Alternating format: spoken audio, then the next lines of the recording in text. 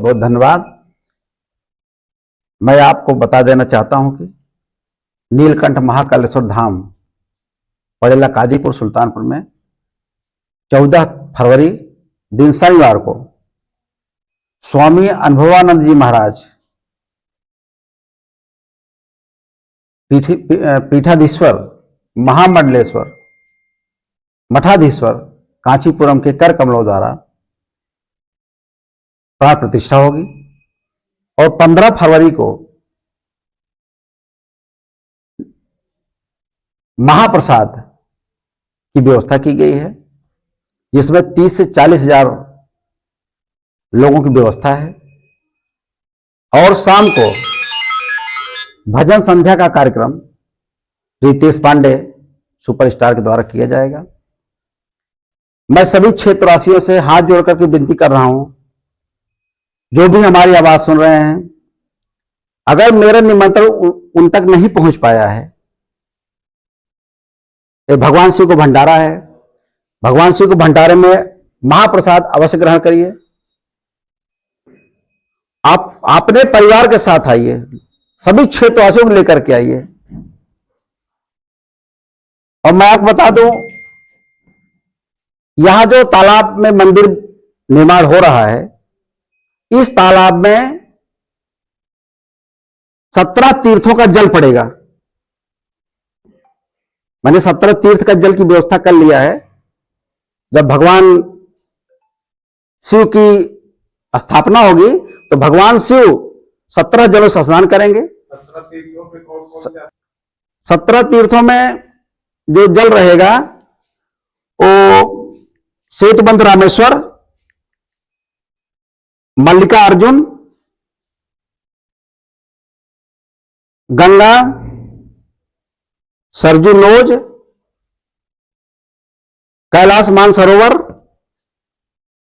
हरिद्वार, 22 कुआं का जल रहेगा जो सेतुबंध रामेश्वर में है, भारत कुआं, चित्रकूट रामघाट मंदाकिनी,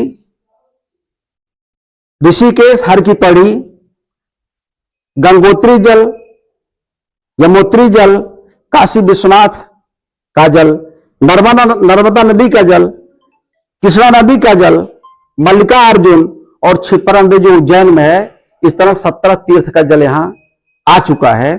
वो सभी 17 तीर्थों के जल से भगवान शिव का रुद्राभिषेक होगा और वो जल हमेशा इसी तालाब में पड़ा रहेगा। इस भव्य आयोजन का श्रेय किसको जाता है? इस भव्य आयोजन के श्रेय सभी क्षेत्रवासियों को जा रहा है, क्योंकि सभी क्षेत्र जो मैं 40 हजार लोगों का भंडारा कर रहा हूं वो सभी क्षेत्रवासियों के सहयोग से है। जो मंदिर का निर्माण है वो सभी क्षेत्रवासियों के सहयोग से है। जिसको जो बन पड़ रहा है, पैसा दे रहा है, आलू दे रहा है, गेहूं दे रहा है, चावल दे रहा है, रिफाइन दे रहा है, मतलब क्षेत्रवासियों का इतना बड़ा सहयोग इसमें है भगवान शिव के भंडारे में कि हमको इसमें कुछ नहीं करना है, केवल हमको व्यवस्था करनी है, मैनेजमेंट देना है, बाकी सब क्षेत्रवासियों के सहयोग से हो रहा है। सर, क्या देखते हुए आपके मन में विचार आया कि इस तरह से कार्यक्रम को आयोजन करें, इस तरह से मंदिर बनाए, इस तरह से शिवलिंग का मतलब? दौलतपुर ग्राम सभा में प्राचीन काल में जब आप अभिलेख में जाएंगे, एक शिव जी का मंदिर है। वो शिव जी का मंदिर बहुत जीर्ण शीर्ण अवस्था में था, गिर गया है, कुछ वहां है नहीं। तो बस वहां मैं दर्शन करने गया, मेरी इच्छा हुई कि मैं इनकी प्राण प्रतिष्ठा कहीं दूसरी जगह करवाऊंगा जिससे मंदिर बहुत दिव्य और भव्य बने। तो बस वहीं से मंदिर गया, मेरी इच्छा हुई, अंदर से पता नहीं क्या हो गया, तो फिर मैं यहां से यहाँ जो है उसकी स्थापना करवा दिया। लोग लगभग धन बल में जब सवाल होते हैं तो वो अनेकों कार्य करते हैं, जैसे कि किसी को सताना, किसी को मारना, प्रताड़ित करना। आप ये मंदिर का निर्माण कर रहे हैं, ये प्रेरणा कहां से मिली? देखिए, आज तक मैं 5 साल प्रमुख रहा और लगातार फिर दोबारा भी मेरे नेतृत्व में काम हो रहा है। आज तक मैं किसी से 5 रुपए घूस नहीं लिया हूं और इस क्षेत्र का कोई आदमी ये नहीं कह सकता मैंने किसी को प्रताड़ित किया है, मैंने किसी को परेशान किया है। ये सब मेरे दिमाग में ही नहीं है, क्योंकि भगवान ने अगर हमको शक्ति दिया है, उस शक्ति को, उस सामर्थ्य को हम सही जगह लगावें, तो भाई सही जगह वही उसी का परिणाम है। मैंने मंदिर का निर्माण किया। कार्यक्रम के दौरान जो विवरण आपने बताया सर, दर्शक देख रहे हैं, क्या कुछ रहेगा कार्यक्रम के दौरान? कार्यक्रम के दौरान 14 तारीख को प्राण प्रतिष्ठा होनी है, 15 तारीख को रुद्राभिषेक होगा, उसके बाद 12 बजे से भंडारा महाप्रसाद शुरू हो जाएगा और शाम को भजन संध्या कार्यक्रम है।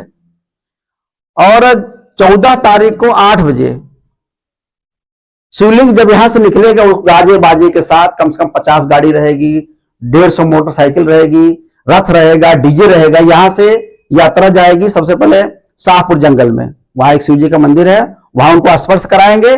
उसके बाद क्षेत्र में लगभग 100 किलोमीटर तक शिवलिंग को सबका दर्शन करवाएंगे। उसके बाद लगभग 3 बजे शिवलिंग पुनः मंदिर पर आएगा, फिर उसकी स्थापना होगी। सर जी, वो भाग्यशाली इंसान कौन है जिसके हाथों से रुद्राभिषेक होगा?